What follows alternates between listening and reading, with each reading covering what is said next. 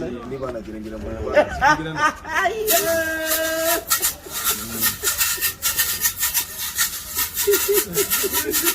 Kamar ka tai gomba makarinki nono gidan mutuwa fire da ai. Ya diren diriki mugun mafarki gwangwaran zabitin doki kamu mantuwa gaki na matan madina tsohuwar kura ki maki nama. Za ka rere tu ne balla kirke. Haka ni ne dan dolan galura. Ai ni ne na tare da jaka yaba. Ni na raba da raba zarto ni ne na sama'ila dangololo. Ni na mulka batun bulutu. Ni ji ka dogo na abu jan kara kashe aiki uban lawan ni ne na Ahmadu dangala alasan. Kashin bakin kugu duk iya muguntai yaro za ya bani. Dan girman ka Allah. Allah dan kurda bidan risala dan karatun tsoron yanki kuna dan ishimawi dan iziya dan almakaru makaran kubara dan annabu masu dabar risala dan ta'alan ya kuna yana haza yarzuquna ma lahu kafiran albarka fanau. Allah ka raba mu da gidan yari. Gidan arziki ne amma gefe ka gidan iyali. Billahi nabi kaga yala dai na gidan. Adamu na gidan. Dango na gidan. Nema ina gidan. Saidi yana gidan. Bazuka na gidan. Kaga Zulu tana gidan. Ga Hauwa cikin gidan. Kuma gefe in ka duba ga malam can gidan sannan ga alƙali gidan.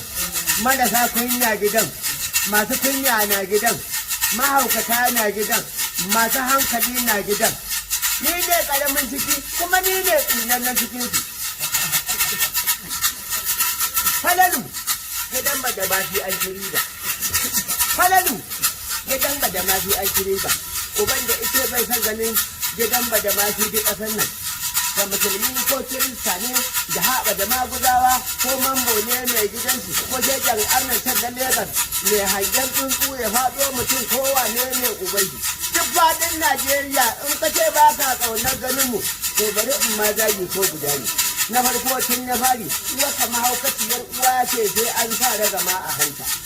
Wanda ya ce bai san ganinmu kowa ne ƙasar nan ga musulmi ko kirista idan ya ce bai san ganinmu zan mashi daji ko kaɗa ni ma wannan ɗin ai ɗanɗana ne alamai da uwar kwallon shayi kullum da wuta a duwawun wanda ita bai san ganin mutum kowa ne shi saurara yanzu za mu fara dajin in ya so sai ka kirga basira dai guda ce amma shi ma Allah guda ne to kowa ko da irin kamar zango Adamu zango uban da ita bai san ganin ko yayi nufura fadali ko yayi nufura da nura shari ko konabi to gaban marubuta duk duniya duk wanda ya ce bai san ganin mu to bari nan mai zagin ƙarfin da ko ruwa sai an tona a baki hawa tabar ma sai da tsani zagin ya kai ga uku inda mai kirgawa sai ya kirga tun na farko tun mutum kotun yankin sashen da makalkali wa jakan boran alayyahun garam in ɗan jingin bayan in ci magajin refe kan zikare da buri dai guwan